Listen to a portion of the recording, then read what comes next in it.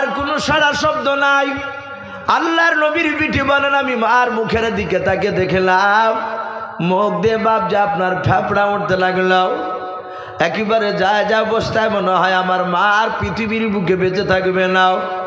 আল্লাহর নবীজির দরদি নবী জনাবে মোহাম্মদ রাসূলুল্লাহ সাল্লাল্লাহু তাআলা আলাইহি ওয়াসাল্লামের বেটি ফাতেমা সোজা মার কাছ থেকে বাপ যে দৌড়ে মসজিদে চলে গেলেন। ফাতেমা জানতেন কলমার দাঁত না দিতে গেলে আমার আব্বা অযথা কোনো বাজার বাপজি বসে আড্ডা ঠকতেন না। মসজিদে বাপজি বেশি বেশি করে সময় কাটাতেন। আল্লাহ রসুলের বিটি সোজা মসজিদে আসার পর আল্লাহর নবীর বিটি বাপজি মসজিদে বাপজি দরজায় পা দিয়েও উনি সালাম দিলেন এবং মসজিদের দরজায় ঢোকার যে আমরা অনেকে দোয়া জানি, আল্লাহুম্মা ফতাহনি আবওয়াবা রহমাতিকা বলে বাপজি ডান পাটা দিয়ে প্রবেশ করে বাবা মসজিদের দরজা থেকে নিজের আব্বাকে ডেকে বলে, ওগো আব্বা তাড়াতাড়ি আপনি নামাজটা সমাপ্ত করান। আল্লাহর নবীজির বাপজি কানে ফাতেমা জোহরার কান্নার আওয়াজ চলে গিয়েছে। আল্লাহর দরদি নবী আমার তাড়াতাড়ি বাপজি ডান দিকে বাম দিকে সালাম ফিরলেন। আমার বিশ্ব নবী ডান দিকে বাম দিকে সালাম ফেরার পর হযরত ফাতেমাকে ডাক দিয়ে বলে, ফাতেমা রে কি ব্যাপার তুমি আমাকে ডাকলে কেন? বলে আব্বা আমার মনে হয় এখন আর মা বেঁচে নাই, আপনি তাড়াতাড়ি চলুন। আমি মাকে দেখলাম আগুনাতে কান্না করতে করতে উঠোনে কান্না করতে করতে মা বেহুশে মাটিতে পড়ে গিয়েছে গো আব্বা। আমি কয়েকবার মা মা করে ডাকলাম, মা আমার ডাকে সাড়া দেয় না। আল্লাহর নবী দরদি নবী আমার সোজা দৌড়ে চলে গেলেন। যার পর বিশ্ব নবীজি ঠান্ডা পানি নিয়ে এসে বরকতের হাত দিয়া খাদিজার চেহারাতে ছিটা মারলেন। খাদিজার ঘুমটা নয় বাপজি জ্ঞান থেকে যখন আপনার জ্ঞান ফিরল, যখন আপনার হোশ ফিরল খাদিজার, আল্লাহর নবী বলেন, খাদিজা তোমার কি হয়েছে তুমি তাড়াতাড়ি বলো। খাদিজা তুমি কুবরা রাদিয়াল্লাহু তাআলা আনহা ডাক দিয়ে বলছেন, ওগো প্রাণের স্বামী আমার কিছু হয় নাই। আল্লাহর নবী বলেন, খাদিজা তুমি কান্না করো না, তাড়াতাড়ি বলো তোমার কি হয়েছে বলো।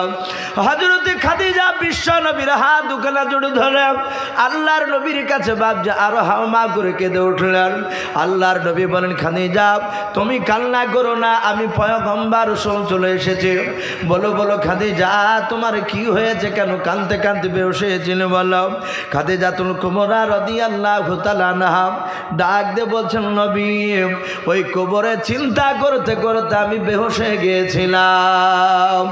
আল্লাহর নবী বলেন, খাদিজা কেন তুমি চিন্তা করেছিলে তাড়াতাড়ি বলো। খাদিজা ডাক দিয়ে বলো, হুজুর আমার আপনার আগে যদি ইন্তেকাল হয়ে যায় কি করবেন আপনি বলেন।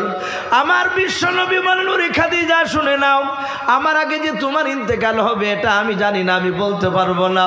ওরে খাদিজা তোমার আগে আমারও ইন্তেকাল হয়ে যেতে পারে।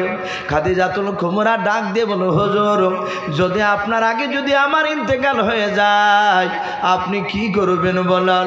আল্লাহর নবীজি বলেন, খাদিজা অন্য অন্য মেয়েদেরকে যেভাবে দাফন করা হয় খাদিজা ওইভাবে তোমাকেও দাফন করে দেব। আল্লাহ রসুলের বিবি ডাক দিয়ে খাদিজা বলে, রসুল আপনার জীবদ্দশায় আমার কিছু হয়ে গেলে আপনি ছুটে এসে আমার পাশে দাঁড়ান। ওগো আল্লাহর নবী যে আপনার আগে যদি আমার ইন্তেকাল হয়ে যায় আপনি যা আমাকে দাফন করবেন বলে। হ্যাঁ নবী গো কবরের আপনার মুখ থেকে শুনেছে। আল্লাহর নবীকে ডাক দে খাদিজা বলো, হুজুর আপনি বলেছেন মানুষকে কবরে দাফন করার উপর প্রথম নাম্বার যে একজন ফেরেশতা আসবে তার নাম হাদিসে পাওয়া যায় হযরত রুম্মান আলাইহিস সালাম।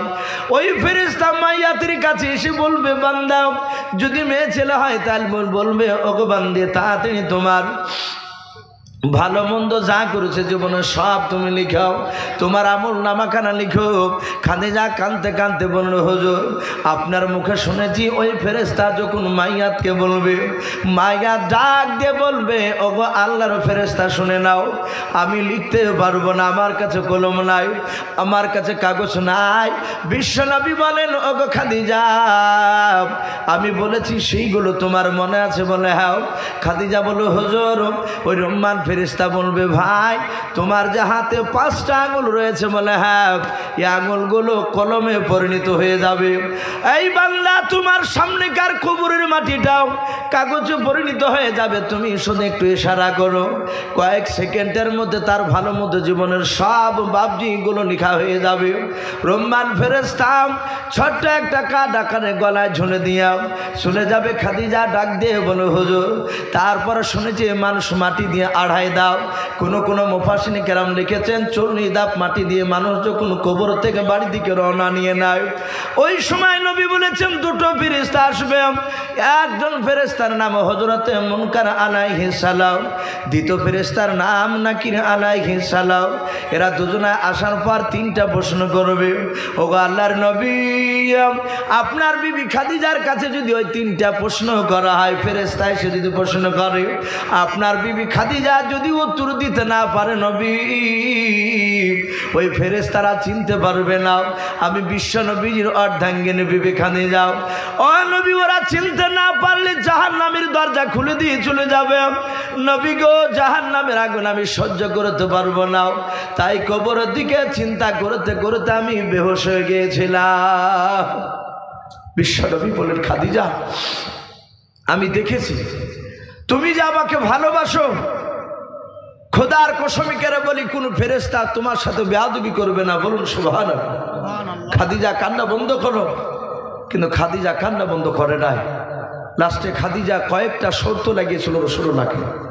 তার মধ্যে থেকে 1 নম্বর শর্ত বলেছিল, হুজুর আমার ইন্তেকাল করার পর আপনি গোসল দেওয়ার পর কাফন পরাবে। বলে হ্যাঁ। বলে নবী, কাফন পরানোর পরে রাসূল আপনার ব্যবহার করা পাঞ্জাবির 1 টুকরা ছিট কিংবা যেই চাদরটা আপনি ব্যবহার করেন, সেই চাদরের 1 টুকরা চাদর ছিট কেটে আপনি আমার কাফনের ভিতর ভরে দেবেন। ভাইরা, আমার বাবা জীবনেরা, আমার বলার উদ্দেশ্যে হযরতে খাদিজার সামনে 1 টুকরা চেয়েছিলেন, আর আমার বিশ্ব নবীজি বাবজি ডাক দিয়ে হযরতে ওমরকে বলছেন, ওমর আমার এই কুটা শরীরের পাঞ্জাবিটা তোমার কাছে রাখবা। হযরত ওমর সাহাবাদের সামনে হাসছে যে রাসূলুল্লাহর জুব্বা আমি পেয়েছি। আমার বিশ্ব নবী আবার ডাক দিয়ে বলেন, ওমর জুব্বাটা তোমার কাছে আমি রাখতে বললাম, কিন্তু এই জুব্বাটা ওমর তুমি ব্যবহার করতে পারবা না। বলে হুজুর কি করব? বলে আমার ইন্তেকাল করার পরে মদিনার বাহির থেকে একটা আল্লাহর বান্দা আসবে, সে আমার কবর জিয়ারত করে খাদবে।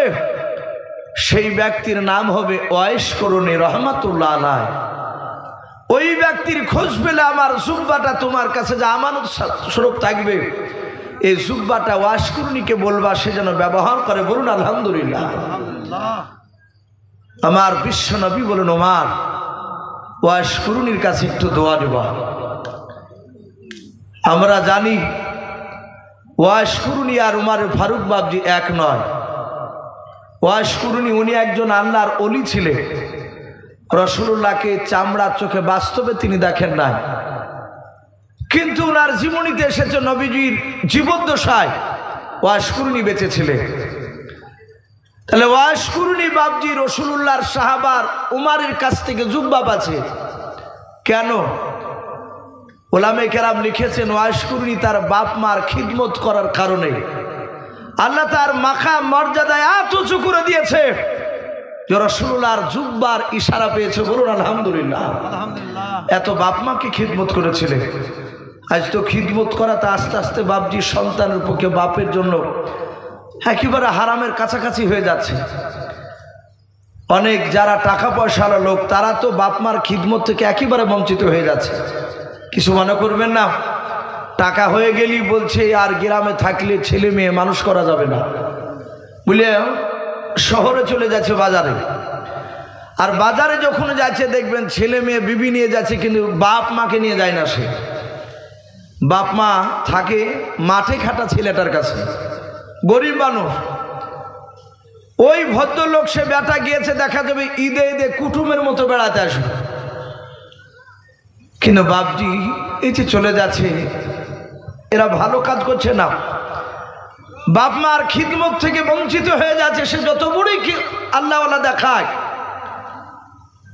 আমার মনে হয় না যে বাপজি তার বাপ তার জন্য বাপজি সুন্দর দোয়া দিবে। অনেক বাপ মা কষ্ট পায়, খেতে পায় না। আর যদিও বাপজি গ্রামে থাকছে, দেখা যাচ্ছে একটা ছেলেতে বাপজি যখনই দেখছে আরো 3টে ভাই তার, সেই ভাইদের স্ত্রীরা বলছে তুমি একাই দেখবা কেন? ওরা তো জন্ম নিয়েছে, ওদেরও দেখা দরকার আছে, জমি জায়গার ভাগ সবাই সমান নিবে, আর আমরাই কেন একাই দেখবো বেশি? রোগ হয়েছে বাপকে তাকাতাকি করে বাপজি কেউ ডাক্তারখানায় নিয়ে যাচ্ছেন, এরকম অনেক দেখতে পাওয়া যাচ্ছে।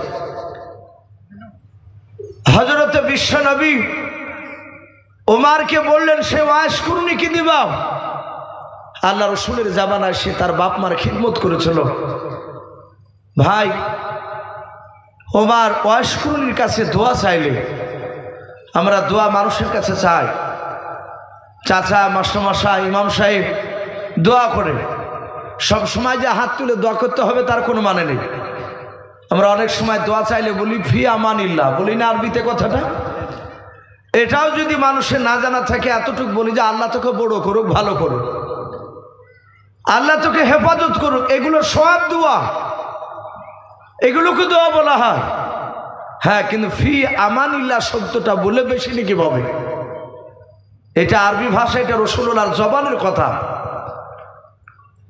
তো হযরত ওমর যে বাপজি ওয়াইশ কুরনির কাছে বাপজি আসলে দোয়ার ব্যাপারে, আচ্ছা ওয়াইশ কুরনি বড় না ওমর ফারুক বড়? একটু কথা বলুন তো।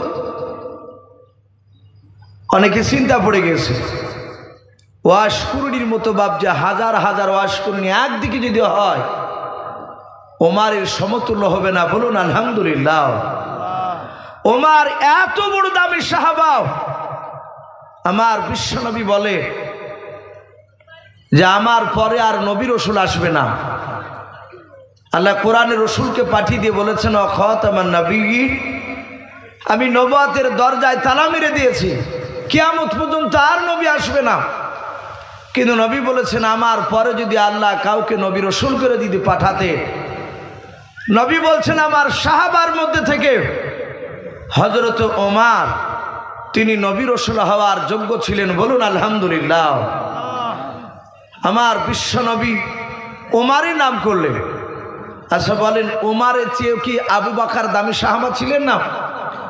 হাজার হাজার গুণ বাপজি দামি ছিলেন, অথচ কিন্তু বাপজি আবু বকরের নামটা বলেন নাই, নাম বলেছেন ওমরের। কেন বলেন? বিশ্বনবী বলেন আমি ওমরের মধ্যে আমি নবুয়তি মেজাজ দেখেছিলাম। বলুন আলহামদুলিল্লাহ। যেই মেজাজটা আমি আবু বকরের মধ্যে দেখি নাই।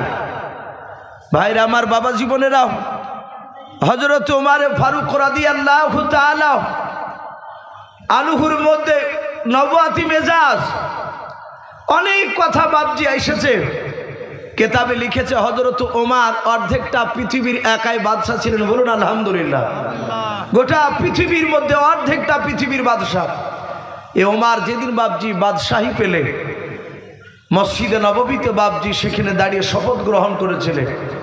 মসজিদে নববীতে সেই সময় আরবের পার্লামেন্ট ছিল, সেই জায়গায় দাঁড়িয়ে ওমর ডাক দিয়ে বলেছিলেন বন্ধুরা, আজ তোমাদের দোয়ায় আল্লাহ রাব্বুল আলামিন আমাকে এই জায়গায় বসিয়েছে, আমি তোমাদের বাদশা। শুনে নাও, দেশ চালাতে গিয়ে যদি ওমরের ভুল হয়ে যায় তাহলে ওমরের হাতখানা ধরে, কলারখানা ধরে ওমরকে বলবা যে বাদশা নামদার এটা আপনার ভুল হয়েছে। যদি ওমর সংশোধন করে নেয় তাহলে আলহামদুলিল্লাহ, ভুল যদি সংশোধন করে নেয়, আর যদি ওমর ভুলটা সংশোধন না করে তাহলে ওমরের গলায় ধাক্কা দিয়ে এই মসনাদ থেকে নামিয়ে দেবা, বাদশাহী থেকে নামিয়ে দেবা। আচ্ছা, আমাদের এলাকার নেতা এরকম কথা বলা, যদি বাধা দিতে যান, প্রতিবাদ করতে গেলে হয় হিন্দু হলে শ্মশান ঘাটে, আর মুসলমান হলে কবরে যেতে হবে আপনাকে। কিন্তু হযরত ওমর তিনি বাদশাহ হওয়ার পর এই কথা বললে, কেতাবে লিখেছে 14 দিন চলছে তার রানিং বাদশাহী চালা, 14 দিন হয়েছে মাত্র বাদশাহ পাওয়া। প্রতিটা গ্রামে ওমর প্রতি রাত্রিবেলায় কোনোদিন তাহাজ্জুদ নামাজ পড়ে যেতেন, আবার কোনোদিন গ্রাম থেকে ফিরে এসে তাহাজ্জুদ পড়তে, তাহাজ্জুদ বাদ দিতেন না। হযরত ওমর দুটো একটা এভাবে গ্রাম বাবজি ঘুরে ঘুরে দেখতে। তো 14 দিনকার দিন ওমর ফারুক রাদিয়াল্লাহু তাআলা আনহু, ওনার কোনো বডিগার্ড থাকতো না, শুধু একটা 2 থেকে 2.5 হাত বাবজি একটা হাতে লাঠি থাকতো। ওমর লাঠিখানা নিয়ে বাবজি রাস্তা দিয়ে চলে যাচ্ছিল একটা গ্রাম দেখতে। মরুভূমির ময়দান পাড়ি দিছিলেন, জ্যোৎস্না রাত্রি। হযরত ওমর দূর থেকে বাবজি দেখতে পেলেন একটা ময়দানে ছোট্ট করে বাবজি একটা তাম্বু টাঙানো আছে। ওমর একটু দাঁড়িয়ে চিন্তা করলেন, আমি এর আগে গরু চড়াতে এসে আপনার দম্বা উট চড়াতে এসেছি, এই ময়দানে কিন্তু আমি এই জায়গাতে তাম্বু দেখি নাই, বাদশাহী হওয়ার পরও দেখি নাই, কিন্তু আজকে এই তাম্বু এই জায়গায়, ব্যাপারটা কি? ওমর লাঠিখানা হাতে করে নিয়ে আরো গুটু গুটু পায়ে হেঁটে গেলেন। যত কাছে যাচ্ছেন দেখছেন বাবজি একেবারে কাছাকাছি গিয়ে একটা লোক 3টে পাথরকে উঁচু করে একটা কাঠ ভরে দিয়ে বারবার ফু দিয়ে আগুন ধরানোর চেষ্টা করছে, কিন্তু কাঠটা আগুন ধরছে না, শুধু ধোঁয়া আছে, ধোঁয়া বের হচ্ছে। অপর একটা হাড়ি দেওয়া আছে পাথরের ওপরে। ওমর আরেকটু কাছে গিয়ে দেখলে ওই রান্না করছে যে লোকটা, তার পাশে মরুভূমির বালিতে বাবজি পাটি পাড়া নাই, বস্তা পাড়া নাই, মরুভূমির বালিতে ধুলোতে 3টে বাচ্চা ছিল এইভাবে গালে হাত দিয়ে তারা ঘুমিয়ে আছে। ওমর তাকে দেখলেন, কাছে গিয়ে তাদের 2 চোখের কোনা দিয়ে চোখের পানি পড়েছে, দাগ বইয়া বসে আছে। ওমর লোকটার কাছে গিয়ে বলছেন, ভাই এখানে তো তাম্বু ছিল না। কথা বলতে বলতে হঠাৎ ওমরের কানে তাম্বুর ভিতর থেকে আওয়াজ বেরিয়ে আসছে, একটা মহিলা কান্না করছে, সে থেকে থেকে চিৎকার করছে। ওমর বলল, ভাই ওই তাম্বুর ভিতরে কে? আর তুমি এখানে কি করছো? এখানে তো তাম্বু ছিল না। এই যুবক, তুমি এখানে কি করে বললো? ওমরের দিকে বাবজি লোকটা তাকে ওমরকে চিনতে পারে না। সে লোকটা ভেবেছে মনে হয় এ কোনো ডাকাত হতে পারে, আর ডাকাতের কাছে, মস্তানদের কাছে যত ভয় করবেন তত আপনাকে আরো কষ্ট দেবে। ওমর ফারুককে বলছেন, ওই লোকটা ডাকতে বলছে, এই আমি যেই হই না কেন, যা তুমি যেখানে যাচ্ছ সেখানে চলে যাও। ওমরকে যত বাবজি গরম করছে ওমর তত নরম হচ্ছে। বলুন আলহামদুলিল্লাহ। ইমানদারদের সবচেয়ে বড় স্বভাব হচ্ছে নরম হওয়া, কিন্তু যখন তারা অন্যায় দেখবে তখন বাবজি তারা রেগে যাবে। হযরত ওমর তিনি এত মেজাজি ছিলেন, অথচ ওমর মেজাজ শেখানো হয় না। ওমর জীবনীতে এসেছে মানুষ ওমরের ভয়ে মদ খাওয়া বন্ধ করে দিয়েছিল। এমনকি একটা যুবক রাত্রিবেলায় মদের বোতল নিয়ে যাচ্ছিল, লুকিয়ে যাচ্ছিল, কিন্তু ওমরের সামনে পড়ে গিয়েছে। ওমর যুবকটাকে ডাক দিয়ে বলে, এই যুবক, আমি মদের বোতল, মদ খেতে বারণ করি নাই, এটা রাসূলুল্লাহ নিষেধ করেছেন, খাওয়া যাবে না, তোমার বোতলে কি? যুবকটা ওমরের ভয়ে আল্লাহর কাছে সাদা হাতে তওবা করে বলেছিল, আল্লাহ উমার হাত থেকে আজকের মতো বাঁচায়, আর জিন্দেগিতে মদ খাবো না। ওমরের সামনে যুবকটা মিথ্যে করে বললে ভয়ে থরথর করে কাঁপতে কাঁপতে, এটা মদ নয় হুজুর, এটা দুধের বোতল। আল্লাহ রাব্বুল আলামিন ওমরের যে ভয় ছিল তার ভিতরে মদের বোতলটা দুধে পরিণত করে দিয়েছিলেন। বলুন আলহামদুলিল্লাহ। এত ভয় করতো উমারকে, আর সেই উমার বাপজি নরম হয়ে লোকটাকে বলছে, ভাই কি ব্যাপার বলো, এই বাচ্চাগুলো মাটিতে শুয়ে আছে কেন? লোকটা দেখলো এতগুলো যখন গেল না, লোকটা ডাক দিয়ে বলেছিল, ভাই তোমাকে আমি চিনি না, কিন্তু আজ থেকে নিয়ে 14 দিন হতে জন্য আমাদের দেশের একজন বাচ্চা হয়েছে, তার নাম হচ্ছে ওমর। ওমর মনে মনে চিন্তা করলেন, আমাকে চিনতে পারে নাই। হযরত ওমর বাপজি তো কোনো চিনা দেয় নাই। ওই লোকটাকে ডাক দিয়ে বলো, ওমর তোমার কি করেছে বলো, কেন ওমরের ওপর তোমার এত রাগ? ডাক দিয়ে বলো, ভাই আমাদের দেশের অনেক মানুষরা উমারকে ভালো বলে, আমি উমারকে ভালো বলি নাই। বলে কেন? বলে আজ থেকে নিয়ে 6 দিন পর্যন্ত আমার ওই 3টা ছেলে আমরা স্বামী স্ত্রীতে পানি ছাড়া অন্য কোনো খাবার খেতে পাই নাই। বলুন সুবহানাল্লাহ। হযরত ওমর বাপজি চোখ দিয়ে ঝরঝর করে পানি ঝরে।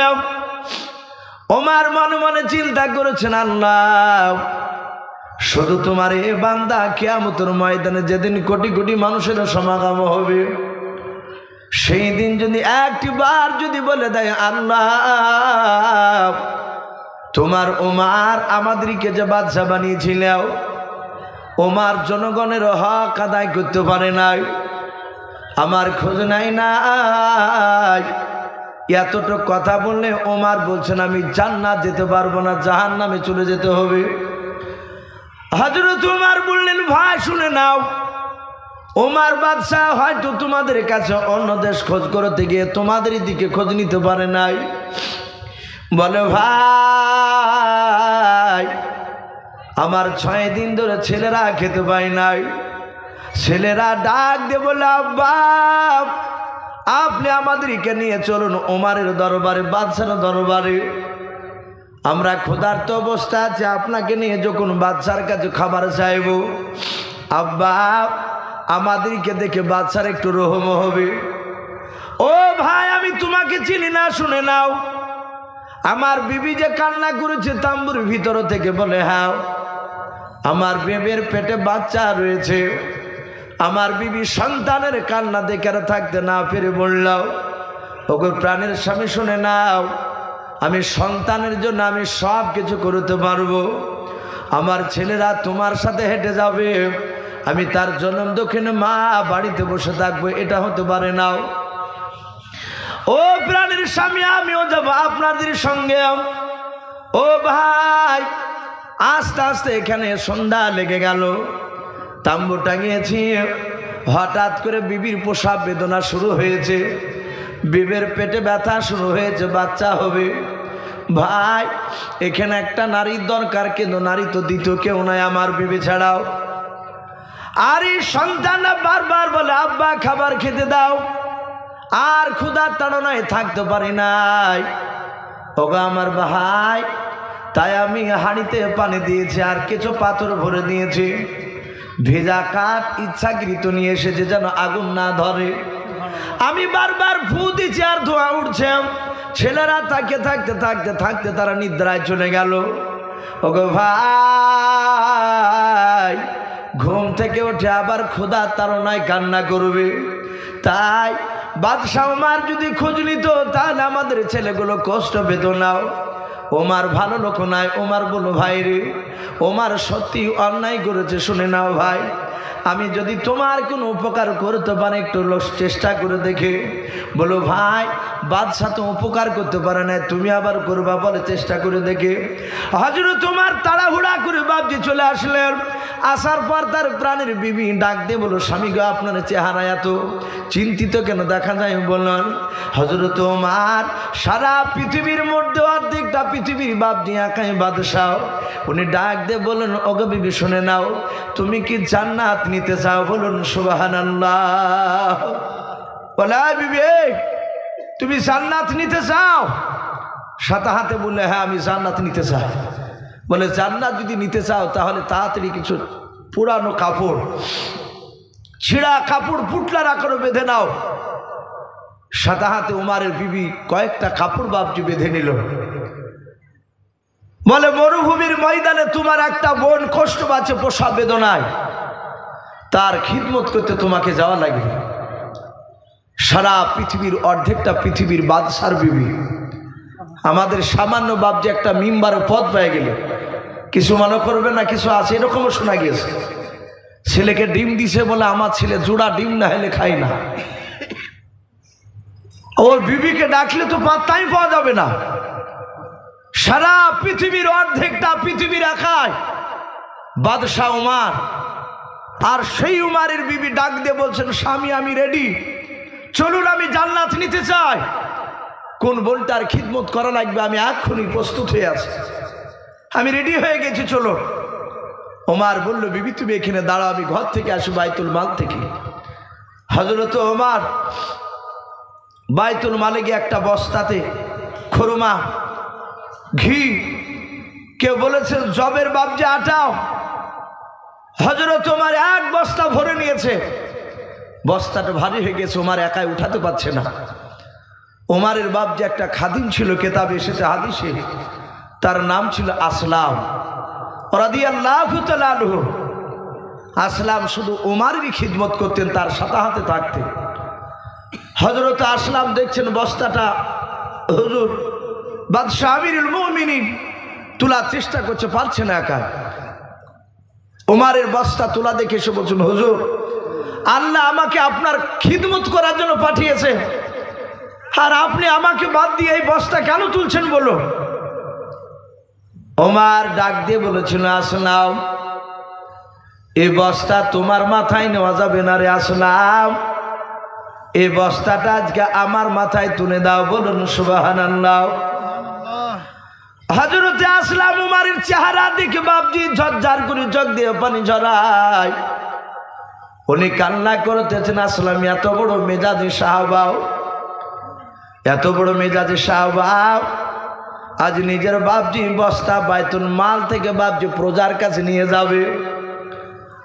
হযরতে আসলাম তিনি দেখেছেন ওমর তিনি এত কড়া বাদশা ছিলেন, নিজের সন্তানকে পর্যন্ত মারতে মারতে মেরে ফেলালছে শুধু অন্যায় কাজ করার কারণে। আপনারা হয়তো অনেকে জানেন বাবা, ওমরের কয়েকটা বেটার মধ্যে ছোট বেটাটার নাম ছিল আবু শাহামা, অনেকে আবু শামা বলে। এই আবু শাহামা বাপজি ওমরের ছোট বেটাও, তিনি বাদশাহ। আর ওই সময় আবু শাহামা ওমরের কলিজার টুকরা বেটাও একটা ইহুদির সন্তানের সাথে বাপজি বন্ধুত্ব তৈরি করেছিল। আমাদেরও অনেক সময় বাপজি হিন্দু ছেলেদের সাথে বন্ধুত্ব হয়। ইহুদি ছেলেটা ডাক দিয়ে বলেছিল, আবু শাহামা তুমি খুরমা রাত্রির বেলা দুধে ভিজে রেখে কি খেয়েছো? বলে খেয়েছি। রাত্রিবেলা ভিজে রেখে সকালবেলা তারপরের দিন খেয়ে নি।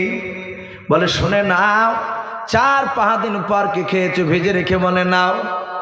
ওমরের বেটা বললেন, ওটা রাসূলুল্লাহ নিষেধ করেছে, খাওয়া যাবে না। ওটাকে বাপজি আরবিতে নাবিজ বলা হয়। আরবের লোকেরা বাপজি এখনো খায়, তখনও খেত নবী জামানায়। 1 গ্লাস দুধে বাপজি কয়েকটা খুরমা কেটে বাপজি বিচিগুলোকে বাপজি আটিগুলোকে বের করে নিয়ে ভেজে রাখে, সকালবেলা খায়, এতে শরীরের উপকার হয়। হযরত আবু শামা 5-6 দিন ধরে বাপজি পচে রেখেছিল। আল্লাহর নবী বলেছেন ওটা খেলে মদে পরিণত হয়ে যায়, ওটা 4-5 দিন ধরে ভেজে খেলে ওটা হারাম, খাওয়া যাবে না। হযরত আবু শামা বাপজি ওদের কথা শুনে ওই খুরমা বাপজি ভিজা 4-5 দিনকার বাপজি খেয়ে নিয়েছে। খেয়ে নেওয়ার পর জোহরের সময় নামাজ পড়তে যাবেন, ওমর নামাজ পড়ার জন্য ডাকতে লাগলেন ছেলেদেরকে। অন্যান্য ছেলেরা চলে গেল। হযরত ওমর যখন যাচ্ছিলেন, ওমরের ছোট বেটা আবু শামা উনিও যাচ্ছিলেন জোহরের নামাজ পড়তে। ওমর বাপজি শামার সাথে যেতে যেতে যেতে যেতে যেতে হঠাৎ করে বাপজি দেখলেন তার ওমরের নাকে বাপজি মদের গন্ধ আসলো। ওমর বলেন, বেটা দাঁড়িয়ে যাও, হঠাৎ করে কেন এখানে মদের গন্ধ পাওয়া যায়? আবু শামা বলেন, আব্বা মদ তো আমি খাই নাই। বলে, এই বেটা তুমি আর আমি ছাড়া তৃতীয় মানুষ এখানে কেউ নাই। একটু কাছে এসে বলো, ওমর হাতখানা ধরে টেনে নিয়ে বলল, বেটা তুমি একটু হা করো। যাহাতে হা করেছেন পেটের ভিতর থেকে বাপজি ওই খাজুর বাপজি খুরমা যে ভেজে রেখেছিল পচাও, ওখান থেকে মদের বাপজি গন্ধ বেরিয়ে আসে। ওমর সঙ্গে সঙ্গে বাপজি কলার খানাকে বাপজি ধরে ফেললাও। ডাক দে বলে, আবু শামা তুমি নাবিজ খাও নাই, তুমি মদ খেয়েছো? বলে, হুজুর মদ খাই নাই, কিন্তু ওটা নাবিজও নাই, খুরমা 4-5 দিন ধরে ভেজে লুকে রেখে খেয়েছে আজকে। ওমর বলল, ভাই বাবা তুমি কেন অন্যায় করেছো? রাসূলুল্লাহ নিষেধ করেছে, শুনে নাও, এ খাওয়া যাবে না রে বেটাও। হযরত উমরের কলিজার টুকরা বেটা আবু শামাকে কলার খানা ধরে টানতে টানতে টানতে নিয়ে গিয়ে মসজিদে নববীর বাপজি আপনার খুঁটিতে বেঁধে দিল। বলুন সুবহানাল্লাহ। হাজার হাজার লোক গেছে নামাজ পড়তে।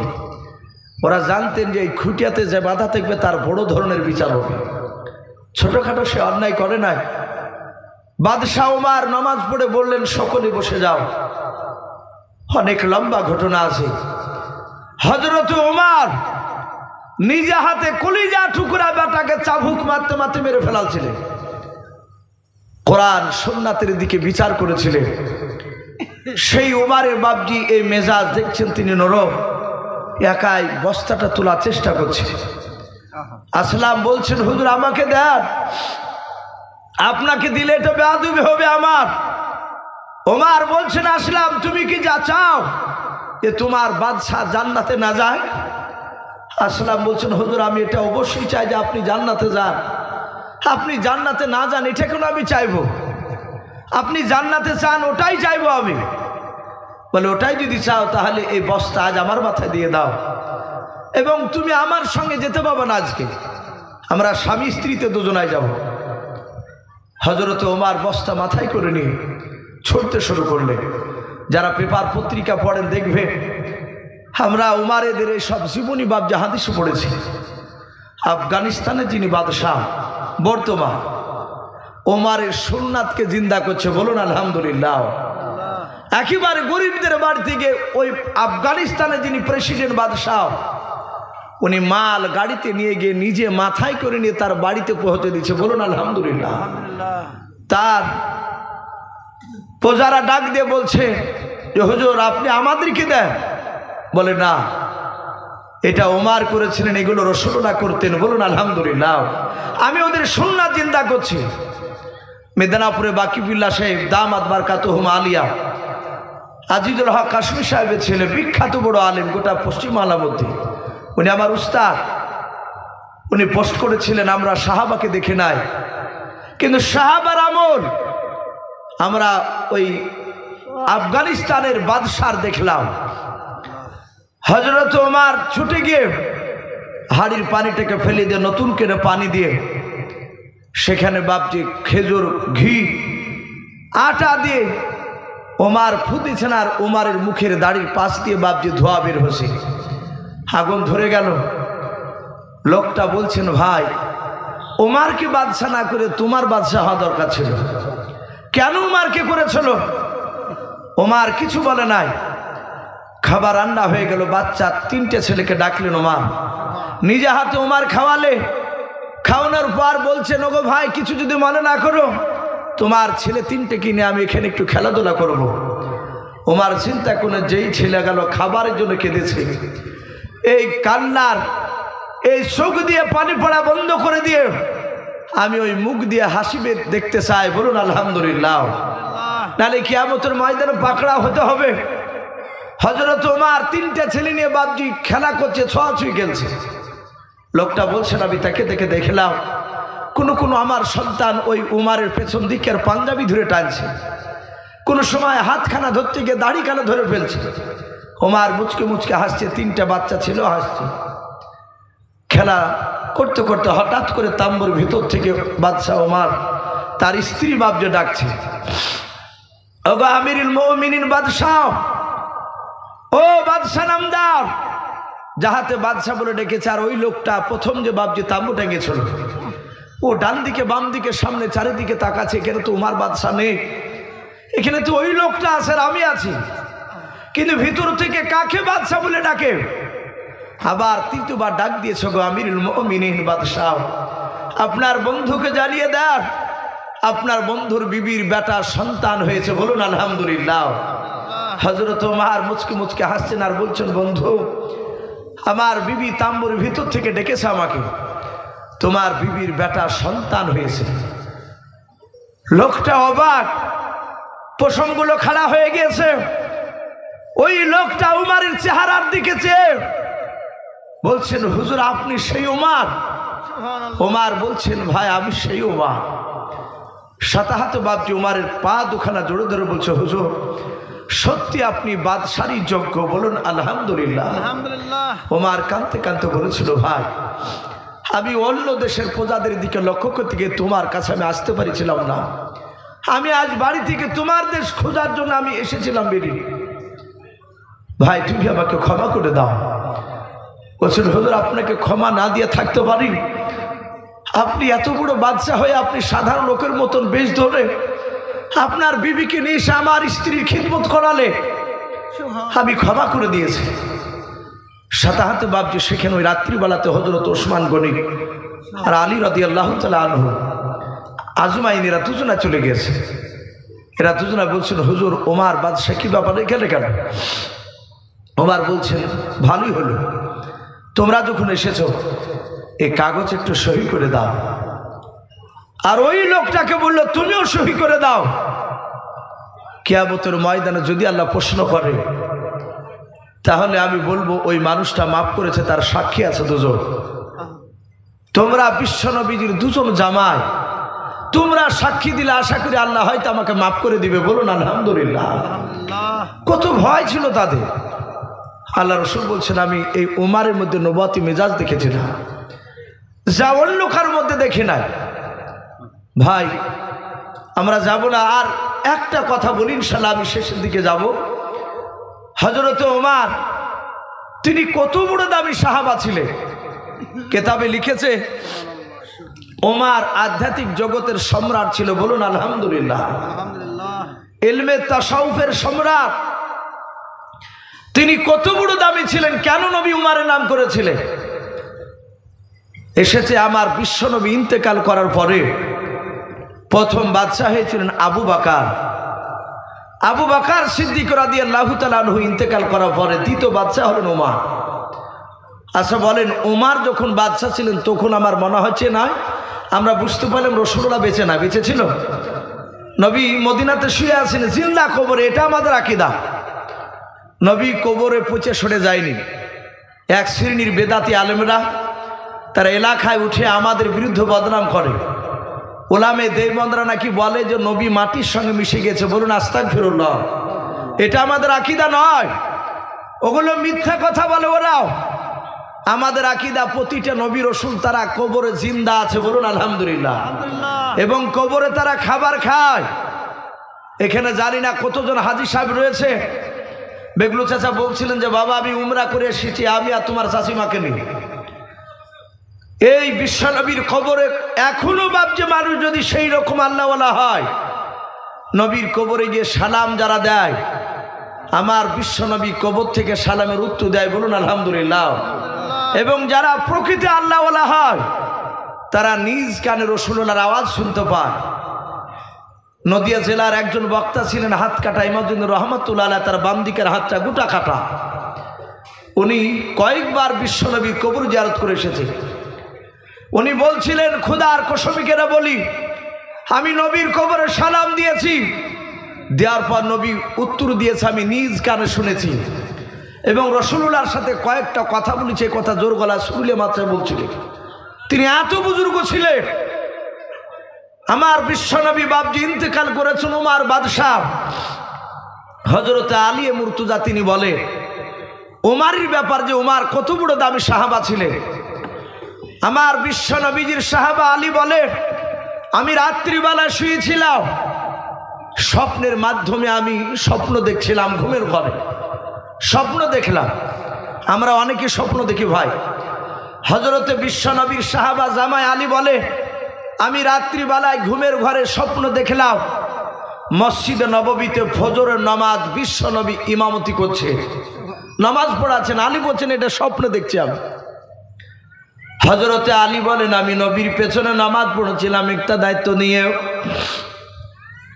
আলী বলেন, আমার তো কোনো ঘুমটা ভাঙে নাই। আল্লাহ রাসূল মসজিদে নববীতে লম্বা কিরাত করলেন, 2 রাকাত নামাজ পড়ে বিশ্বনবীজি সালাম ফিরেন। ওমর বলেন, আমিও সালাম ফিরে নাও। আলী বলেন, আমিও সালাম ফিরে নাও। তখনও ঘুম ভাঙে নাই। সালাম ফেরার পর তসবিহ করেছিলাম সুবহানাল্লাহি বিহামদিহি সুবহানাল্লাহিল আযীম। অনেক রকমের বাদ্য তসবিহ পাওয়া যায়, তসবিহ অনেক রকমের আছে, যার যেটা ভালো হয় পড়বেন, অসুবিধা নাই। হযরত আলী বলেন আমি তসবিহ পড়ছিলাম, হঠাৎ করে মসজিদে নববীর দরজার দিকে আমি ভিতর থেকে তাকালাম। দরজার দিকে তাকালাম, দেখলাম একটা মহিলা খাজুর, একটা ব্যাগ ভর্তি করে খাজুর ভর্তি করেছে ব্যাগটায়। ওই ব্যাগটা হাতে করে নিয়ে আমার বিশ্ব নবীজিকে ডাকতেছে মসজিদ নববীর দরজা থেকে। বলুন সুবহানাল্লাহ। মেয়েটা ডাক দিয়ে বলে ইয়া রাসূলুল্লাহ, ইয়া হাবিবাল্লাহ, আমার নতুন বাগানের খেজুর আমি আপনাকে সদকা করেছি না, জাকাতের মাল দিয়েছি নাও। আল্লাহর নবী বলেন নবীদের জন্য জাকাতের টাকা খাওয়া হারাম, সদকার টাকা খাওয়া হারাম, ফিতরার টাকা খাওয়া হারাম। আল্লাহ রাসূলের জন্য বাপজি শুধু হাদিয়া, শুধু বাপজি যদি বলা হয় হাদিয়া বাপজি খাওয়া যায় যাচ্ছে। আমাদের দেখবেন বাবা অনেক সময় জুম্মার দিনে দেখা যায় নতুন গাছের বাপজি একটা ডাব নিয়ে আসে, কেউ সূর্য কুমড়া ভাতে কুমড়ে নিয়ে আসে, কাউকে দেখা যায় 500 মতন বাপজি করলা নিয়ে এসে মসজিদে বলে ডাক হবে মসজিদে। বলে ভাই এত অল্প কেন? বলে নতুন গাছের।